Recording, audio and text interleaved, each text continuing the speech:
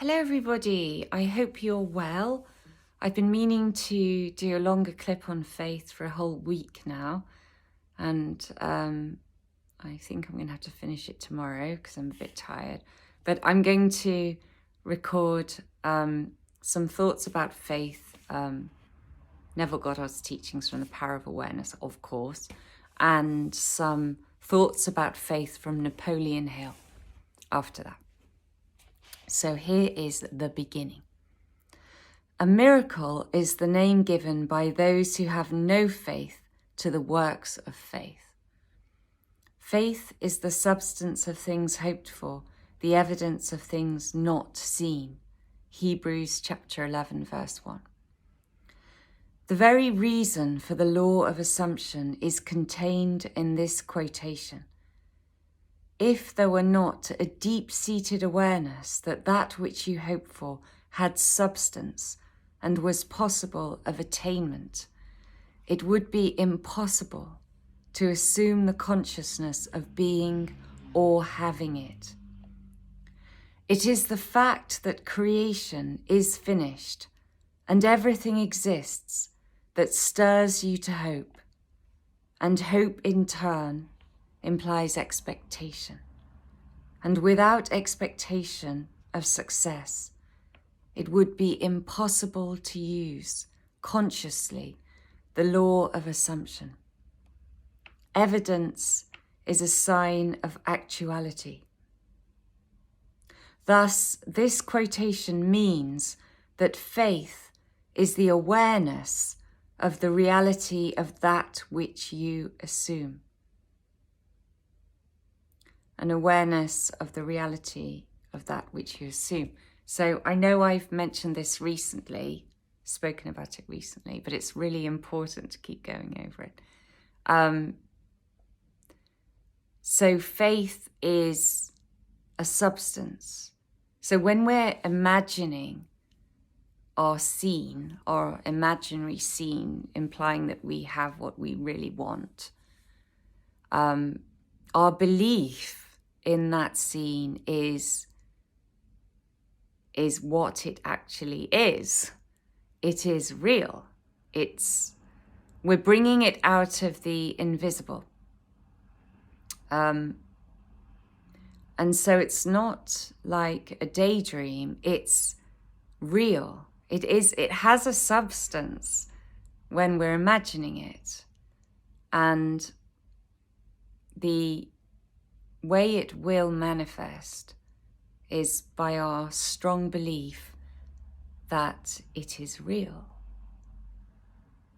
And so faith is everything in manifesting your dream. It's everything. And I know most of you will know this already, but it just struck me the other day. I was on the train and I was thinking, it's every time we imagine what we want, we need to think, this is it. In our imagination, this is it. And it doesn't make it any less because it's not already an objective reality. This is reality. This is the reality of the imagination. And we have to believe that on a very deep level, not just be thinking, oh, just run through it, just do that, and it's nothing, and maybe it'll work, maybe it won't.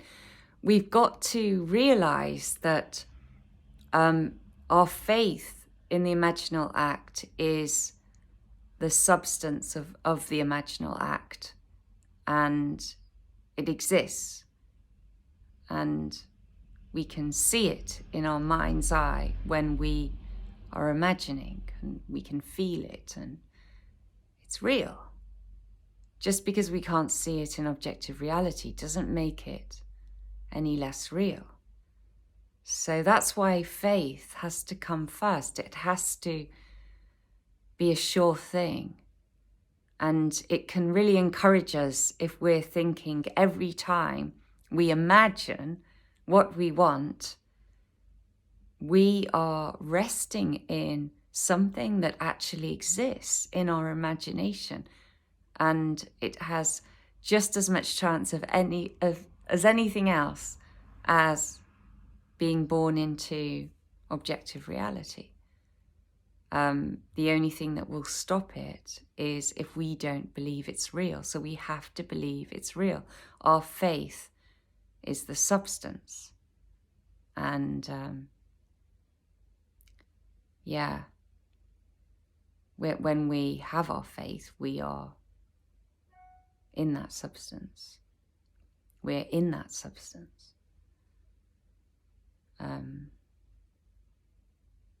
It's something that I think you could contemplate for a very long time, and you might not come up with anything new that people can see, but it would go a lot deeper within you, and it would really help you to be able to have what you want. And then when you have great success all the time at having what you want, you're going to focus more on the spiritual side anyway. I mean, you probably are anyway. We probably all are. Because that's just amazing in itself, isn't it? But because we are in this material reality and we have to live our ordinary lives, and we want things, and we want to make our lives more comfortable, and that's perfectly understandable. But once we've got that relaxed feeling that we can have what we want because we're believing in it and we're having success repeatedly, then I assume our study is going to go deeper and deeper into the spiritual, because we want to really understand this power more and more. And that's the most important thing to us, not the superficial realities. But it would be good to navigate this world in a more powerful way, wouldn't it? So that we can have more time to study Neville Goddard and the Bible, which contains all these great mysteries. Oh, I am feeling very tired, but I hope you get a sense of what I'm trying to get across, and I will continue this tomorrow. But for you, it will be in the next moment, thanks to the wonder of technology. Isn't it great? Okay, bye people, bye. Hello people, how are you doing? It's me again, and I am determined to finish this clip. It's taken me 4 or 5 days to get to this point, and I haven't even recorded anything yet. So I'm going to finish it now anyway. And I was listening to a Neville Goddard talk on YouTube last night, which I've listened to many times, and I'm going to put the link there. And it was all about faith, and it's definitely one to listen to over and over again. And it gave me a different angle on the scripture that I read in the previous clip, which is, faith is the substance of things hoped for, the evidence of things not seen. So in the talk, Neville Goddard used the word assurance instead of substance. So faith is the assurance of things hoped for, the evidence of things not seen. Because with scripture, it's always translated in different ways. And it doesn't mean one translation is any better than the other, but it's just different angles on it, and it gets you closer to the truth. And I really like substance because I get the idea of the belief as being almost tangible, like it's a material out of which our dreams are fashioned. But with assurance, that gave me a different feel as well. Faith is the assurance of things hoped for. It's a sure thing. Yeah, I was thinking, say it's a sure thing as well. It's a fact, because it is a sure thing. It's the assurance. You're definitely going to get it. So you've got to have that feeling that it is a sure thing. It's certain. And if you don't have it, it won't happen. It's as simple as that. But the word just gave me a light bulb moment of how it has to be, I suppose. So I just thought I'd share that with you. Where was I up to? Okay, so I'd said faith is the awareness of the reality of that which you assume. So that it does already exist and you know it does. You know it does. Consequently, it is obvious that a lack of faith means disbelief in the existence of that which you desire. So you're saying all the right things, and some of the time you're believing it's going to happen, but underneath it all, you don't really believe it. You just can't quite get your mind there. And that can be overcome, definitely. But the only way, I think, is really through study, as I always say, and contemplation on the scripture and on what Neville Goddard says.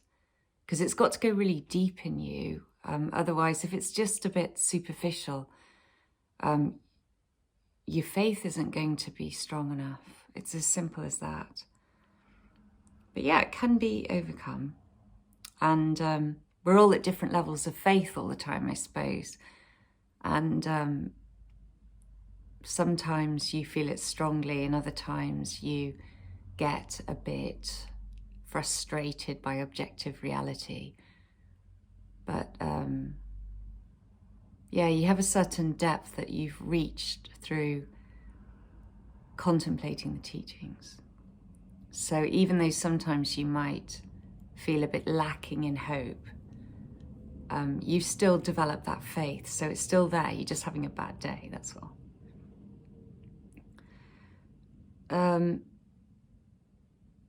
Lack of faith will mean perpetual failure in any conscious use of the law of assumption. You've got to believe it already exists. It's the only way. That's it. Let's see, what else? In all the ages of history, faith has played a major role. It permeates all the great religions of the world.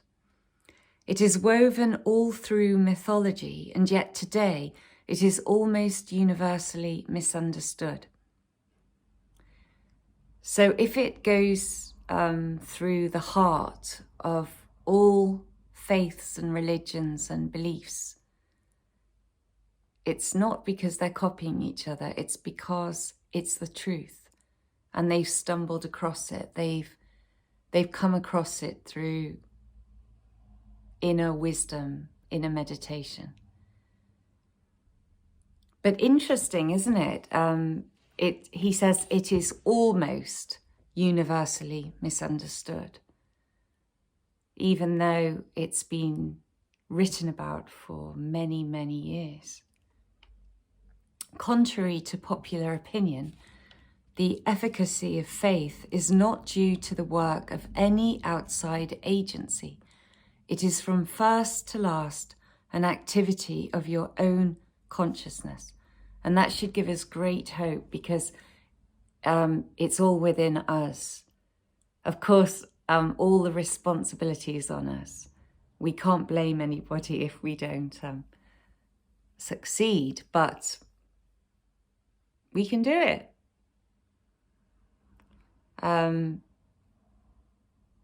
We've got to just believe in ourselves. We've got to be confident that we can do it. Just follow what Neville Goddard says.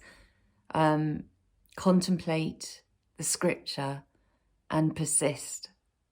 That's the most important things, I think. The Bible is full of many statements about faith the true meaning of which few are aware. Here are some typical examples. Unto us was the gospel preached, as well as unto them. But the word preached did not profit them, not being mixed with faith in them that heard it. And that's from Hebrews as well. In this quotation, the us and them make clear that all of us hear the gospel. Gospel means good news. Very obviously, good news for you would be that you had attained your desire. This is always being preached to you by your infinite self. To hear that which you desire does exist, and you need only to accept it in consciousness is good news. Not mixing with faith means to deny the reality of that which you desire. Hence, there is no profit, attainment possible. O faithless and perverse generation, how long shall I be with you? Matthew 17:17. The meaning of faithless has been made clear. Perverse means turned the wrong way. In other words, the consciousness of not being what you want to be. To be faithless, that is, to disbelieve in the reality of that which you assume, is to be perverse. How long shall I be with you means that the fulfillment of your desire is predicated upon your change to the right state of consciousness. It is just as though that which you desire is telling you that it will not be yours until you turn from being faithless and perverse to righteousness. As already stated, righteousness is the consciousness of already being what you want to be.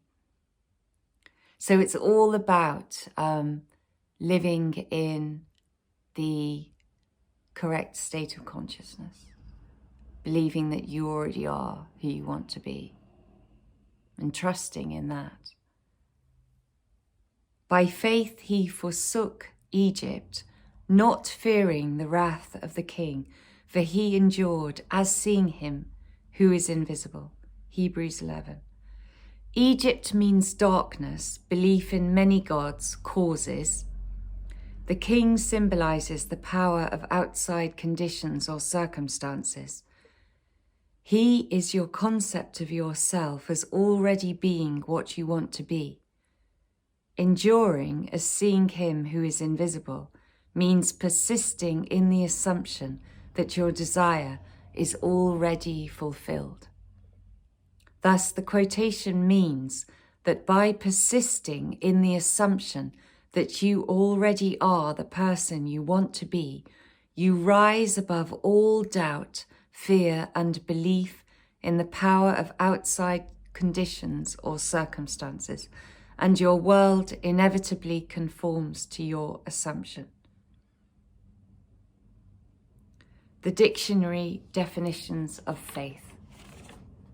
The assent of the mind or understanding to the truth, unwavering adherence to principle, are so pertinent that they might well have been written with the law of assumption in mind.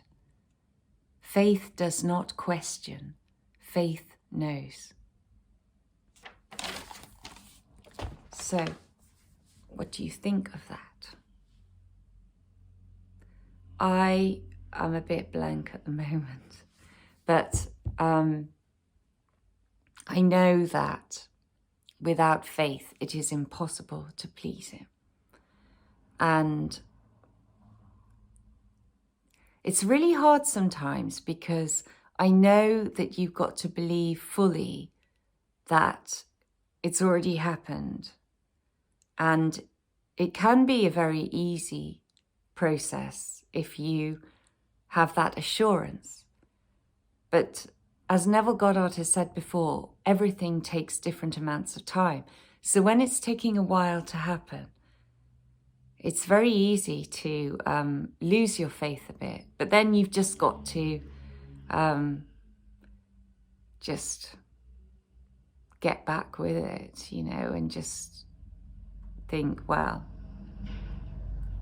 I just had a little blip and I'm going to do better now. That's all. And pretty much most of the time I do believe. It's just like everybody, I get frustrated with the slowness of the process sometimes.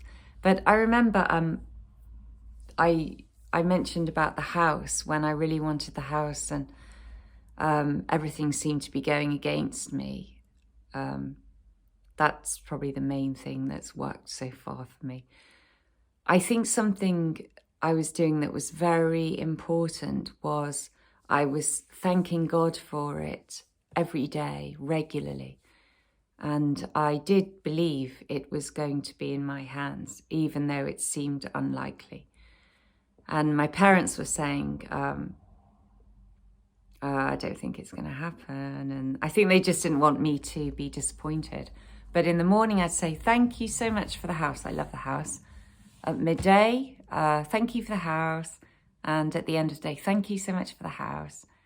And I can't remember really making a massive effort, but it just went quite smoothly, and I got the house. So, and I don't do that now. I need to keep saying thank you for X, Y, Z, and just be really relaxed and assured about it. And I think that's going to work better than anything else. What do you think? Any ideas about developing stronger faith? I just always think keep reading, keep contemplating, and just be really sure of yourself and your dreams. And I really like the idea of how when we imagine an act, we're actually there. That gives me a lot of encouragement.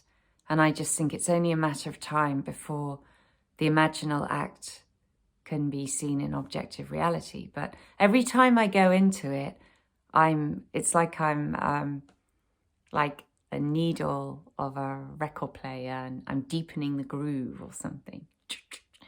And just really helping my future to develop, I suppose. I think I'm rambling a bit, but I am determined to get a clip out because it's been a while. Now, that was Neville Goddard. There is more to come. I think I've probably done at least 20 minutes already. So if you want to just stop there, Neville Goddard fans, that's it. I made some notes about faith from Napoleon Hill when I was reading his book, The Law of Success. So here's some of my notes. Faith is the head chemist of the mind. I like that. When faith is blended with the vibration of thought, the subconscious mind instantly picks up the vibration, translates it into its spiritual equivalent, and transmits it to infinite intelligence, as in the case of prayer. The emotions of faith, love, and sex are the most powerful of all major positive emotions. When the three are blended, they colour the vibration of thought, which instantly reaches the subconscious mind, where it is changed into its spiritual equivalent, the only form that induces a response from infinite intelligence, which is God, obviously. So he's just going into how the whole process works, in his opinion.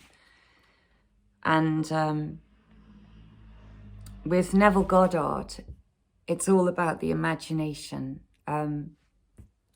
And you imagine it, and you believe in it, and you give it sensory vividness, and then you just believe that you have received, and that's how it works on a very basic level.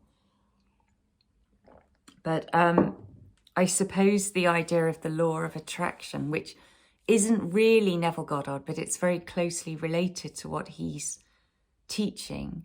I think it probably originates with Napoleon Hill. I think he does actually mention the term in his book. I can't remember, but he talks about thought vibrations, which is a little bit different, but I just keep an open mind about these things, and, you know, it's interesting to explore. So what else can I say? So he believes that faith, love and sex, because they are very powerful emotions, they open up this direct line of communication with God. And so your prayers are heard through this. And he talks about emotionalized thoughts, that your thoughts have to be emotionalized. And that's similar to Neville Goddard with, one of his books is called Feeling is the Secret. And so he talks about how you have to have a strong feeling attached to your imaginal acts, because it's the feeling that brings it into reality.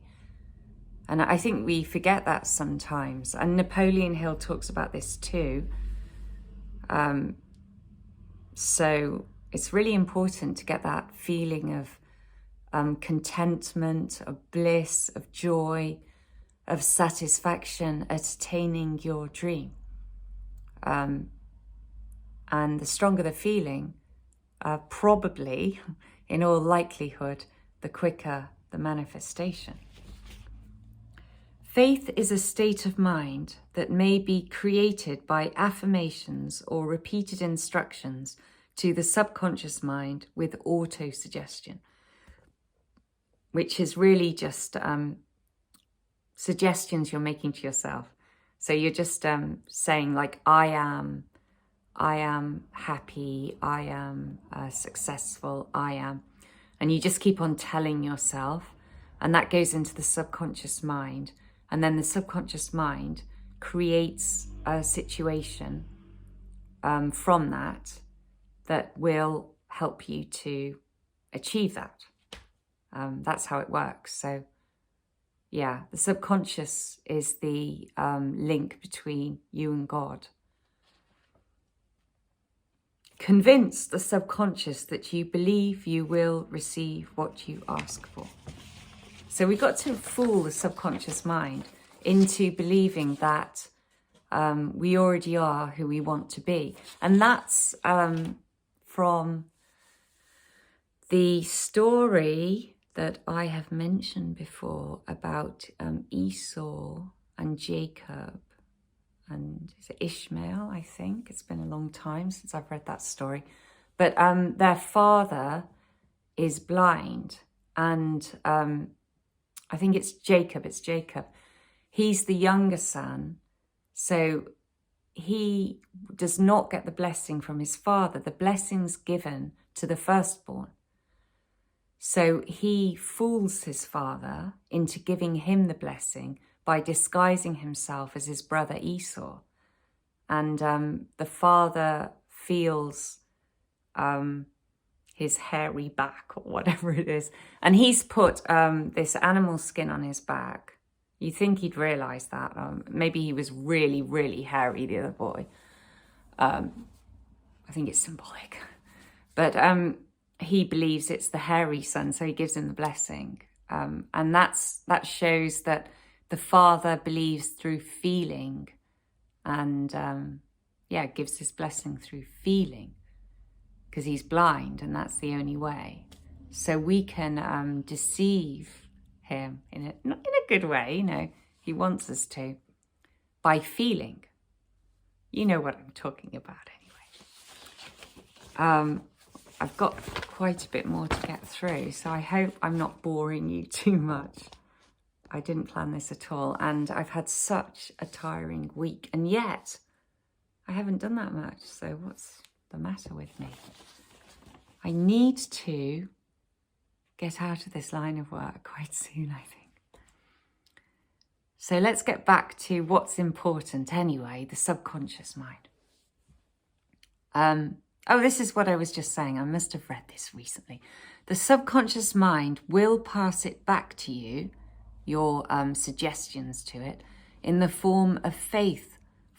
Right, this is really good, isn't it? Because if we want to develop our faith, then telling ourselves that we are what we want to be is going to have a strong effect on our mind. And so that's another way of developing faith, by just telling yourself that you already are who you want to be. And you start to believe it after a while, as well as studying the teachings, obviously. But yeah, it works. So the subconscious mind passes it back to you, your suggestions, in the form of faith, followed by definite plans for procuring that which you desire. It's like a little factory, you know, and it's just like, I am successful. I'm a successful writer. I'm a successful writer. Do. Okay, create plan. Out in objective reality. And then you're like, oh, something's happening. There's a breakthrough. So keep saying it. The words do actually help.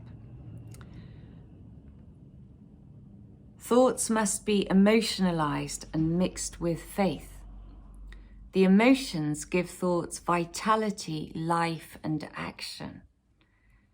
Deceive your subconscious mind. Act as though you are already in possession of the material thing which you are demanding.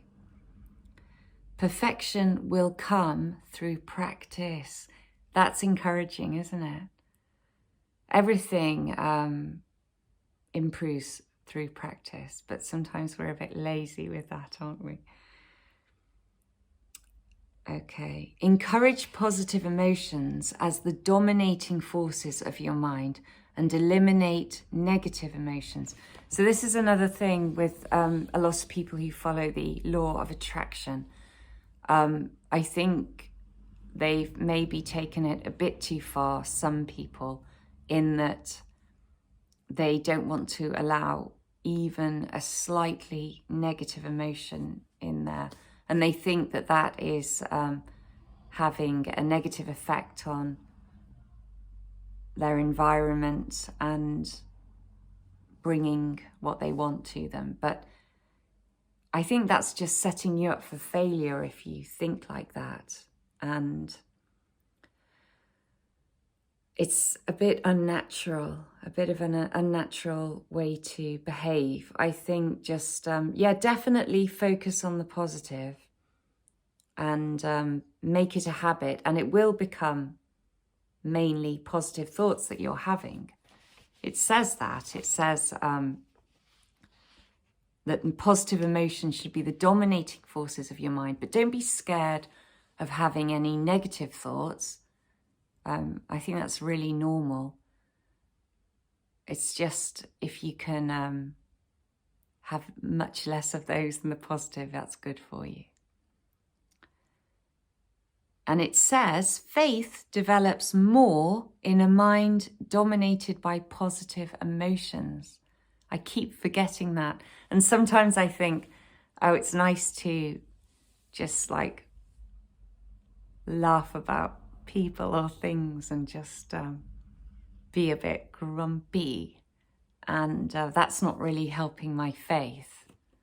Sometimes we need to get things off our chest and just talk to somebody, but then you should just like get back to positivity and give objective reality a light touch, as I always say, but I don't always do that. Just try and see it as being a bit of a shadow-like world, which it is, and don't let it bring you down. That would be a really good thing to develop, seeing it as a bit without substance, if you know what I mean. And so things don't hurt as much. Physically they will, but mentally, you know, you can be a bit, well, you can let things go easier, I suppose, and not let people upset you, which is not good, is it? We don't want that. What else do I have here? Okay, have faith in yourself, faith in the infinite. One finally comes to believe whatever one repeats to oneself, whether the statement be true or false. Emotionalized thoughts attract from the ether other similar or related thoughts. The ether is a great cosmic mass of eternal forces of vibration. An emotionalized thought attracts and gathers a host of its relatives to its own force until it becomes the motivating master of the individual. So the idea of the ether is a bit controversial. That's what, not controversial, but that's what people believed way back, and they don't really believe it now. But somebody left a comment about that on one of my clips about quantum physics, something like that. And when I was looking up about the ether, it's pretty much what scientists are describing nowadays about dark matter, but it's just called dark matter instead of the ether. So I just think it's just a word, and what Napoleon Hill was describing sounds quite possible to me. So I really enjoyed reading his book. I just read it with an open mind, and it really made me think about things, and I recommend it. In fact, I want to read it again because it was just so brilliant. It's a really thick book, but once I started it, I thought I've got to make notes on this, on every chapter, because there's so much in it and I want to remember.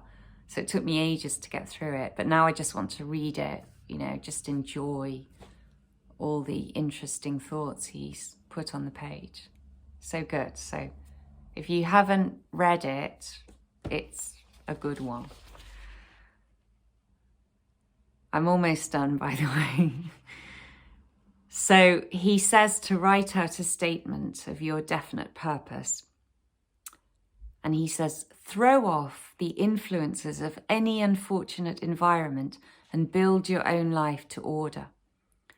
Your greatest weakness is a lack of self-confidence. This handicap can be surmounted through auto-suggestion. He's very keen on auto-suggestion. State in writing positive thought impulses. Memorize and repeat until they become part of your subconscious mind. E.g., I will cause others to believe in me because I will believe in them and in myself. All impulses of thought clothe themselves in their physical equivalent. That's good, isn't it? They clothe themselves.